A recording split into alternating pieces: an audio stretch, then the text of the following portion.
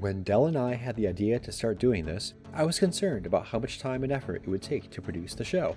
I had no problems with the content, as I can talk for days about pretty much anything, but the thought of doing a lot of post-production work filled me with more dread than facing a 5-bet shove with pocket kings.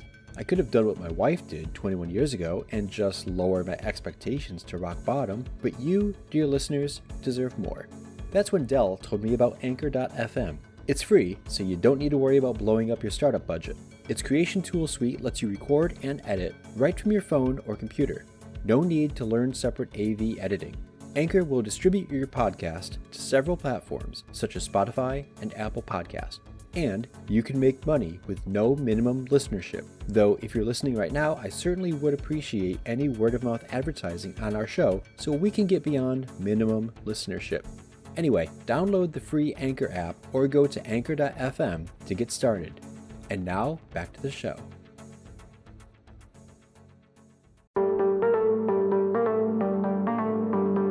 You're listening to The Blind Stealing the Blinds, a podcast by students of the game for students of the game. Join Dell and BJ in conversations about poker theory and bridging the gap between theory and application. We're all in this together, so let's get to it. This week's topic: what it means to be students of the game, and Entitlement Tilt. Hey, BJ, how you doing today? Hey, Dell, I'm doing pretty well. Anything exciting happened to you this week? Well, I didn't lose this week. I've been winning this week. It's been a good week. I've won several buy-ins online this week, which is, I'm playing micro stakes, so it's not like that's a lot, but it's better than losing. So, I'm feeling good about that. How about yourself, poker-wise? Well, poker-wise and life-wise have kind of intersected. I just closed on my second investment property Friday, played at Maryland Live Saturday, and won enough for a mortgage payment. Not bad. So things are looking up. I am planning, just to let people know, poker winnings is not a viable strategy to finance real estate. It's a good idea to have tenants. So I'm planning on getting tenants. That's in the plan, in the cards, so to speak, if you will. Yeah, I think for the time being, I think that it's important to anybody listening to this. If you're ever wondering, what right BJ has to tell anybody about poker, BJ has financed the down payments for his rental properties with poker. So, and he usually uses poker to pay off it's an Audi, right? That is right. And I occasionally use poker to pay off a payment on my Rolls Can Barely. Nice. So, all right. But so this week ahead. we want to talk about entitlement tilt, right? We wanted to talk about why we're doing this first, what it means to be students of the game. There was a few people that, wanted us to give more reason why we're doing this. And we had originally wanted to do it and thought, well, it wouldn't have much value. But the response of, people saying, hey, we really want to know why you're doing this. We want to answer that question.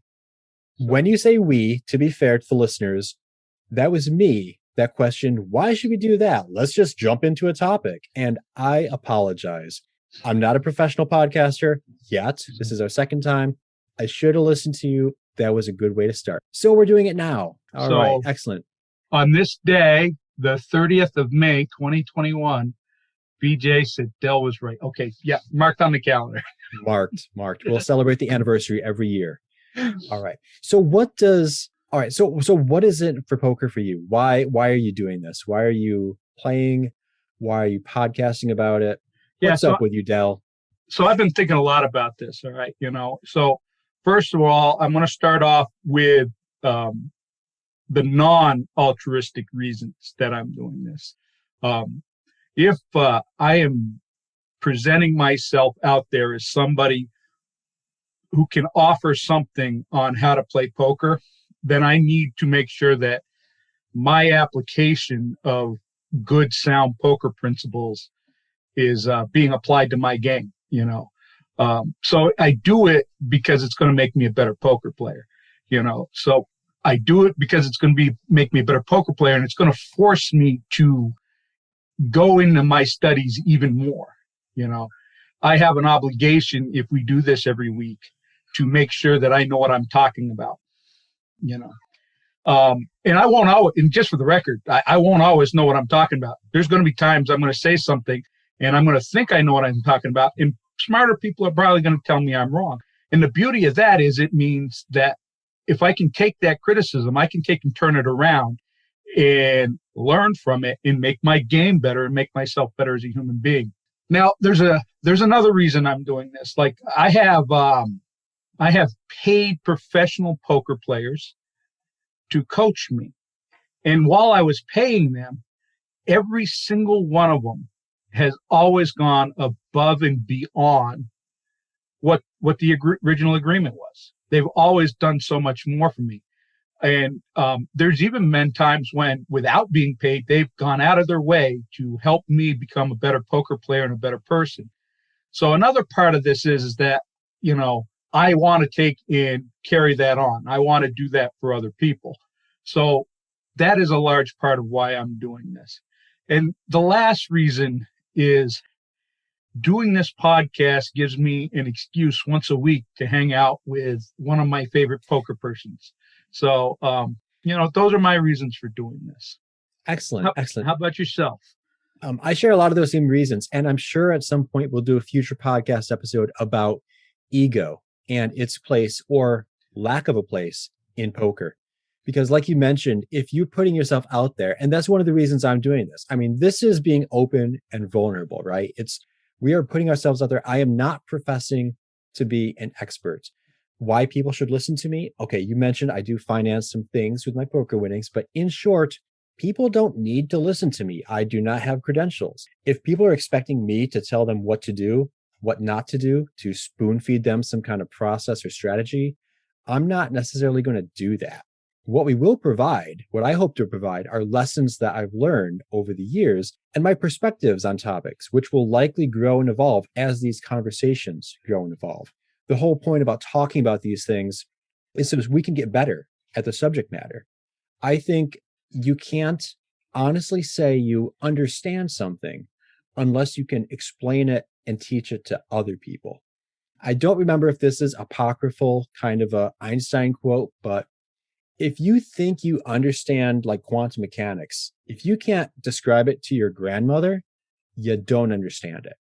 So if I can't describe something in a way that others can approach easily and understand and consume, then I need that feedback because that's going to help me grow. That's going to help me get better as a player. One reason I'm doing this is because you kind of convinced me this would be a fun idea. I wasn't sure initially.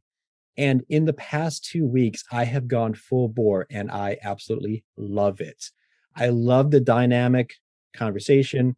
I even love the technical post-production audio visual stuff that I'm sure I suck at now, but we'll get better. But the thing I love about like the game itself is just the mental, emotional, social challenges it presents. It's such a puzzle. And I love solving that kind of puzzle.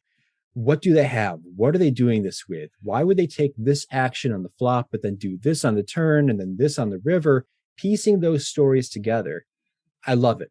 I love it. And being able to share. And I think you mentioned something that I didn't even consider as a real reason until you mentioned it. And that's like giving back to the community. Yeah, I've been a part of forums and poker schools and poker websites and chat rooms for years. And I've never really felt like I gave back to it. Never really felt like I had an obligation to until now. I really think that's kind of a solid reason. So I think that's a little bit about who we are. One of the things that I want to talk about is what you and I are planning to do here, what we're planning to offer with this podcast. So let me start by saying that we don't plan on doing any hand breakdowns. First of all, there's so many people out there doing hand breakdowns, and most of them are pretty awful actually. But the reality is there's some good ones. We're not going to do a better hand breakdown than Jonathan Little. We're not going to do a better strategy segment than, Andrew Brokus and Nate Mavis. We're just not. They've been doing it for many years. They're more skilled at it. So that's not something that we're really offering. And, the closest thing to what we're offering is probably done by Sky Matsuhashi. And the reality is his is pretty much focused on micro stakes online play. And he's awesome. And if you are into that, you should probably listen to his podcast, and you should probably join his training site. I'm not going to mention the name because he didn't pay me to. But not a sponsor yet. Sky, if you're listening, not a sponsor yet. But there's a lot of great training sites out there that can help you with hand breakdowns and stuff like that. What we want to do is we want to present everyday poker issues, and then we want to present the solutions to those issues. And then we want to find the tools and present those tools to those issues. And a lot of that is about application, that the tools part is all right, how do we apply this knowledge to our game and our life? And that's another thing. There right there's the last part, is that BJ and I both believe that poker makes us better people. And when we get better at life, we can become better poker players. We think the two go hand in hand, and we're going to be sharing a lot of that too. So is there anything you want to add to that, BJ? I cannot tell you how many times I have told my coworkers, I wish I was the person in the workplace that I am at the poker table. There are certain behaviors I engage in on the felt that, were I to do it in a professional workplace setting, though it might sound weird, would actually be more effective and would yield me better results. Mm-hmm. It's uncanny how the two are related. Yeah. So yeah, I definitely want to emphasize that point. So that's why we're doing it. And that's a little bit about the process we want to use. And that's, as far as who we are, we've shared that a little bit last week, and we'll be sharing it more as we go on. Now we want to talk about entitlement tilt. And I think first, Dell, we should probably explain what that is. Oh, yeah. So what do you think it is? What do you consider it being? Well, the reality is that, when we go through the world, and like the word entitled in itself has become a bad word. It's become a word that no longer has its original meaning. If you were entitled to something, you were entitled to it. That wasn't a problem. You worked 10 hours today, you were entitled to your pay. And somewhere along the line, whether it be through politicians or just the way people look at the world, it became a bad thing. And now we have our entitlement programs, which used to be, benefits. And it's looked at as a negative word. But in the sense of poker, it actually does have a negative meaning, because what happens is we tend to believe we deserve something more or owed something more than the probabilities give us. And the best example of that, and BJ is, our Dr. Origami, our poker anthropologist here, has done a little more study this week. And this week it's been on aces. Better poker through science. So while I was playing this morning and really just folding the vast majority of hands, which, by the way, you should be doing instead of limping, reference to podcast number 1, I opened up Google Sheets and I did a quick experiment. Because there was a guy at our table who, during the session, had aces 3 times, and he lost them twice, and he was livid. The second time he lost, he slammed his aces face down on the table, and he stood up and he marched away because he got stacked, and he grumbled off. He didn't say good game to anybody. He didn't wish anybody well. He was just in a huff. And so here's what I did. I did a random number generator between 1 and 5, because if you're heads up with aces, you have roughly an 80% chance of winning the hand if it were to go to showdown. So let me give you a random number generator, and let's assign the value of 1 as aces get cracked. 2, 3, 4, and 5, aces hold up. That's 20%. I did this random number generator for only 60 hands, 60. And what I found surprised me. In the course of those 60 hands, around hand 42 or 43, the number really doesn't matter, aces lost 3 times in a row. The 4th time it won, and then it lost 2 more times in a row. Aces lost 5 out of 6 times. And you might think, but wait, Aces have a 20% chance of winning. It should win once every 5 times. That's not how the law of big numbers works. That's not how probability works. Each instance is unique. The previous probability doesn't impact the future one. Just because it happened time 1 doesn't mean it's not going to happen time 2, 3, 4, 5, because, well, I met my 20% quota. Statistics doesn't work on a quota.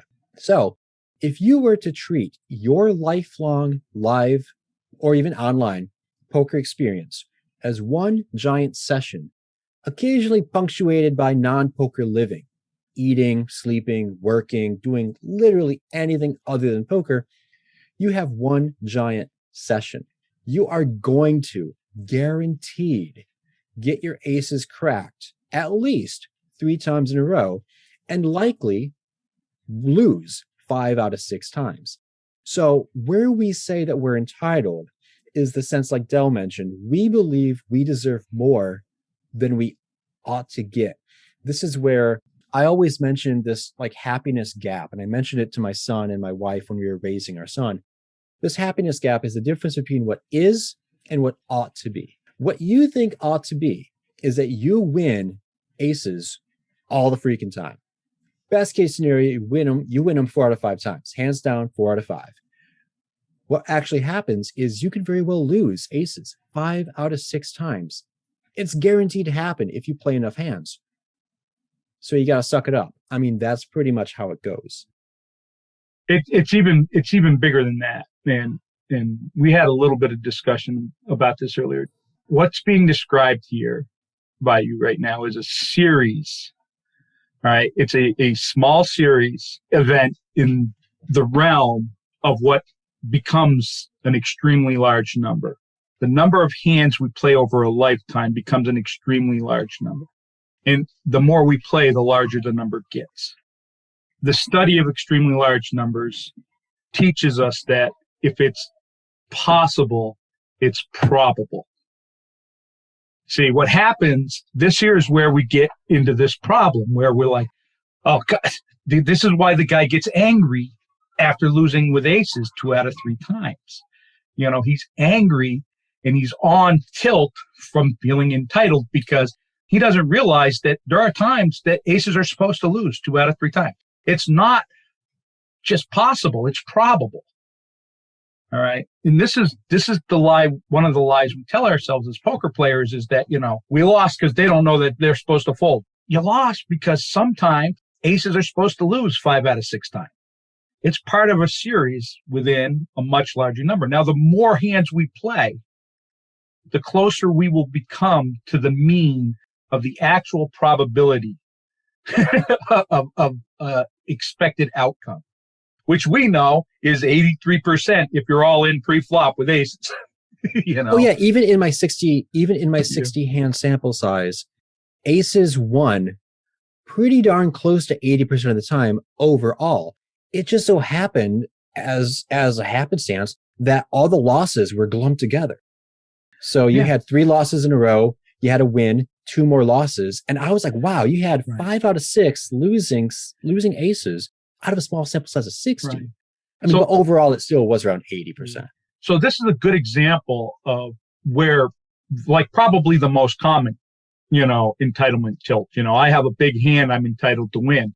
I do remember that probably about a year ago, you and I had a conversation where you were frustrated because you had a big hand on the flop and everybody folded, and you were annoyed because you felt like you deserved to get paid. You had a big hand. Supposed to get paid with a big hand. And me and about 3 other people said, no, BJ, when you have a big hand, you cripple the deck. You know what I mean? And that was another, and that I think that conversation helped you in that process because like 10 minutes later, you realize, you know, that's right. And you no longer had that tilt from it. And I think it goes even further than that. There's so many ways we can get to that entitlement tilt.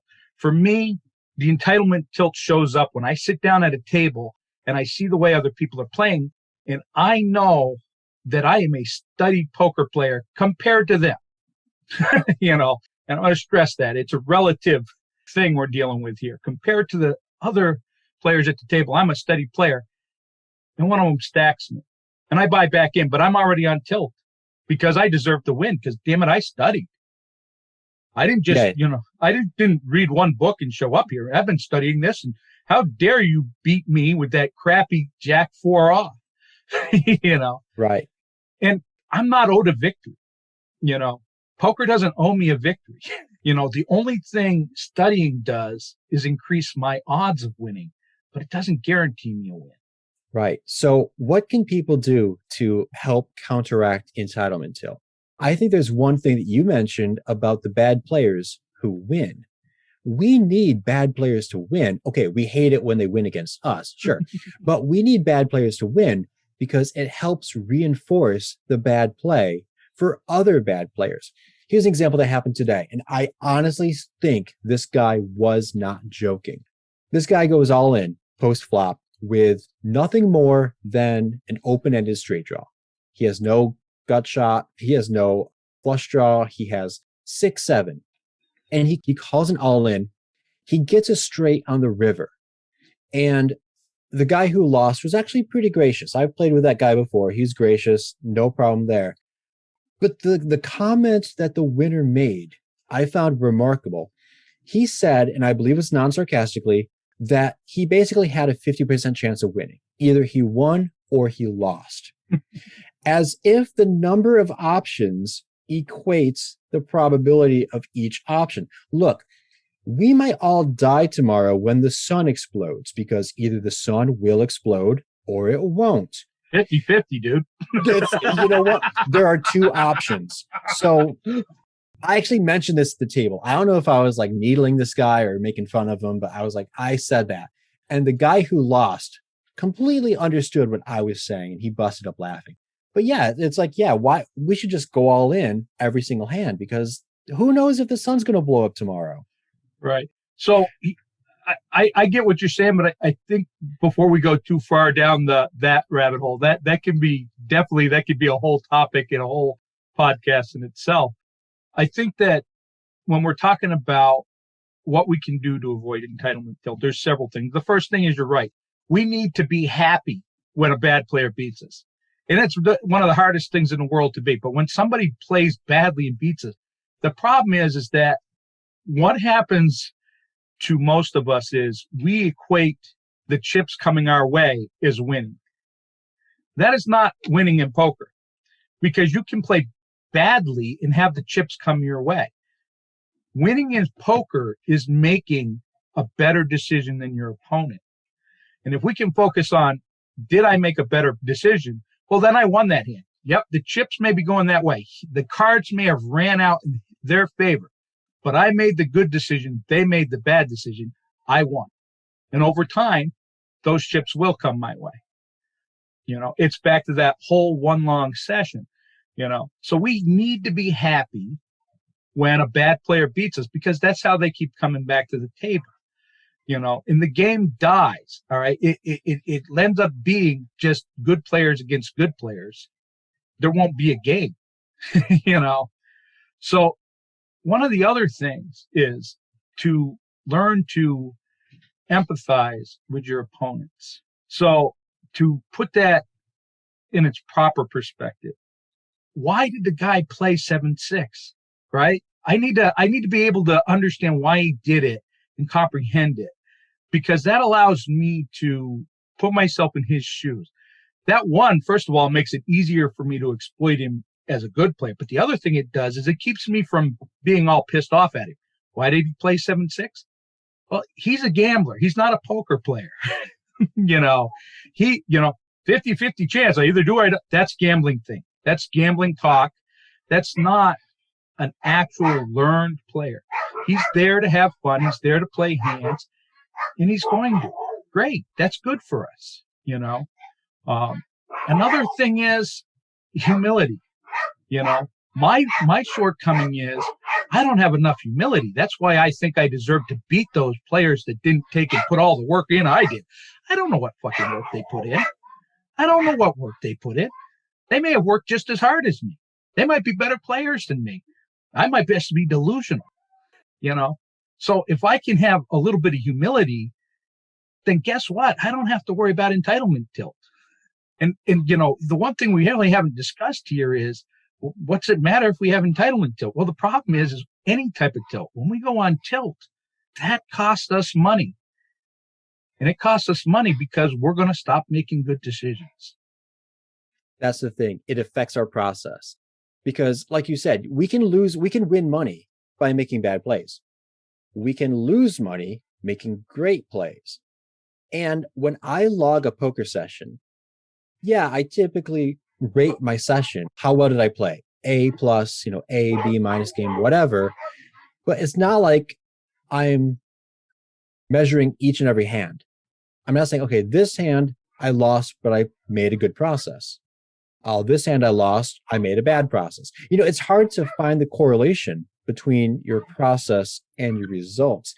You almost have to take it on faith that the more studied and disciplined and focused you are, the more likely you are to make good decisions regularly, the more you're going to end up winning in the long run.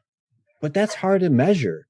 It's so much easier to measure your stacks growing and dwindling as a result of however the hand plays out, regardless of whether it follows a good process. And that's a challenge. So now we've talked about what we think some of our solutions are. What are the tools in dealing with this? What tools do you use to deal with entitlement tilt? So I actually use a couple tools. So I have a lot of processes in game to help me check myself to see if I'm in a good mental state. So I'm sure a lot of other people do this at dealer changes. Whenever the dealer changes, however, you don't have this on online poker. So I would recommend you set a timer for this, set an alarm. Like every 20 or 30 minutes, my cell phone texts myself. So I will send myself a text message and I'll ask myself a bunch of questions. Are you tired, hungry, thirsty? Are you frustrated? Are you angry? All these questions that aim at my physical and emotional state. And if any of them answer in the negative, then I need to get up and take a walk. Another thing that I end up doing is, and you can do this right at the table because you're folding a lot, right? You're not playing you're playing maybe 10% of hands, if that, you're dealt. So 90% of the time you fold. A real easy breathing exercise you can do to just center yourself and kind of focus and reflect. And what I found is helpful, and you could probably find YouTube videos or something on this, is like either a 4-7-8 breath motion or like a box technique where, okay, you inhale like through your diaphragm for like 4 seconds, hold it for 7 seconds, and then exhale for 8. I've done some like guided meditations where they do this as well. And the box is literally like you draw a box where you like breathe in for 4 seconds or 5 or whatever, hold it, breathe out, and then hold it there. And so you're doing this routine, rhythmic, calming exercise. And you can't help but not be pissed off after you're done doing this because you're focusing on your breath. I mean, you're focusing on yourself, and it takes the attention away from the crappy player that just stacked you with 6-7. So those are 2 things I do regularly: the checklist that texts me every 30 minutes and the breathing exercises. Those help. Do you do anything, Dell? I certainly do. The first thing I'm going to do, I'm going to talk about something I got from Blake Eastman.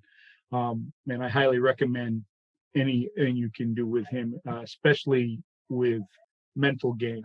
One of the things I do is, instead of sitting there berating the person in my head, instead of talking about in my head, this all goes on in my head, what they did wrong, how foolish they were, or how dumb they were, or how lucky they are, because they only win if they're lucky, right?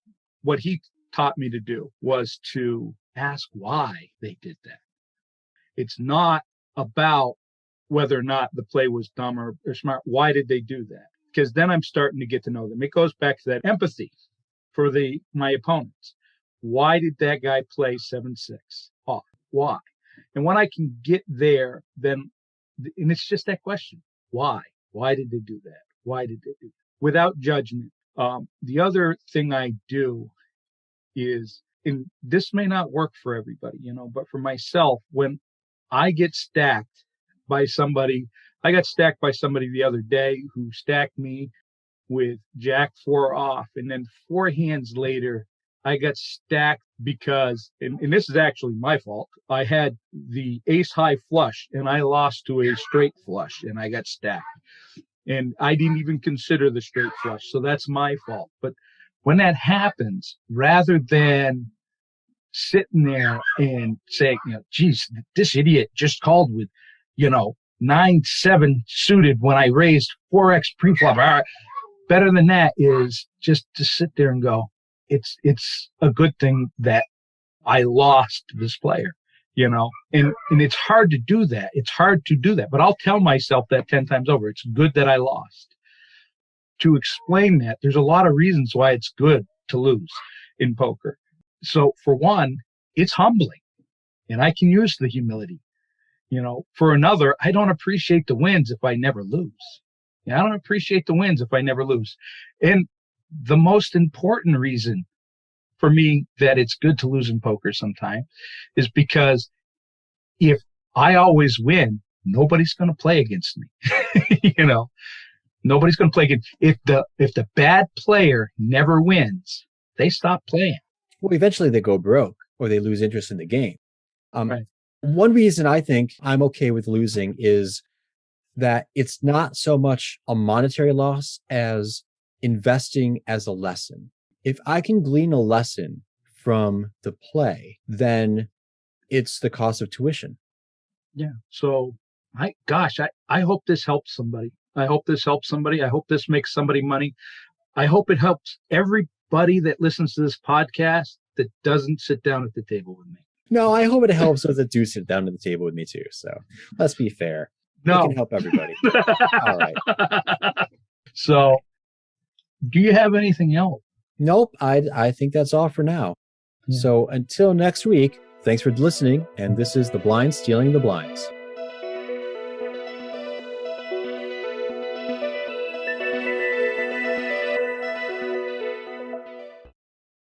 So your aces got cracked twice in one session. Yeah, that kind of sucks, but your bad beat isn't as bad as you think. And fewer people care than you think. So suck it up, Buttercup. Get back out there and play the best poker you know how.